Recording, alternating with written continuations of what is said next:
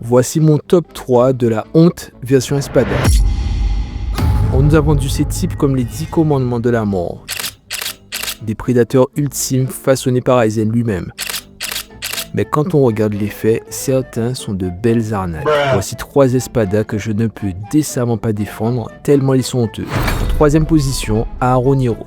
On commence gentiment avec le numéro 9.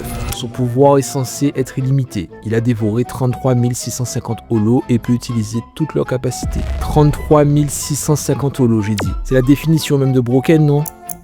Eh ben non, il a fallu qu'il utilise le visage d'un mort, Kayan Shiba, pour espérer gagner un duel psychologique contre Rukia. Dès que le combat est devenu sérieux, il a prouvé que posséder 30 000 pouvoirs ne sert à rien quand on a le talent d'une huître. Se faire tuer par Rukia armé de son seul Shikai, c'est impardonnable. Bon, je lui pardonne juste parce que c'est un Gilead, mais c'est impardonnable quand même. En 2e position, Zomari. Alors quant à lui, l'Espada numéro 7 se prétend le plus rapide de tout le 8 commandos avec son Gemelos Sonido, suffisant pour flex face à Byakuya dans un duel de vitesse, mais dès qu'il active sa résurrection, c'est le drame. Sur le papier, son pouvoir à mort est terrifiant. Il prend le contrôle de chaque partie de ton corps que ses 50 yeux fixes. Mais face à Byakuya, tout s'effondre. Le mec panique, s'enferme dans une citrouille rose ridicule et finit par supplier pour sa vie. Passer de maître de la vitesse à maître du surplace qui pleure sa maman, c'est le niveau 0 du charisme. Il s'est fait humilier tactiquement et moralement par un type qui n'a même pas eu à transpirer.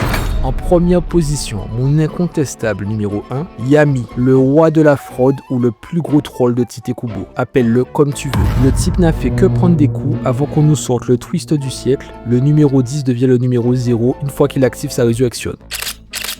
On s'attend à un massacre, à un monstre qui va raser la Snow Chest. Résultat, il devient juste un punching ball géant. Il est lent, il est stupide et il n'a tué personne. Il s'est fait massacrer off-screen par Zaraki et Byakuya qui traitaient leur combat contre lui comme une corvée. Tellement il était frauduleux, Kubo a même eu la flemme de montrer le combat. Trash-talker Ulquiorra, Rimjo et Nuatra pour au final avoir moins de feats qu'eux, c'est 0. Quel est ton top 3 des pires Espadas? Dis-le moi en commentaire.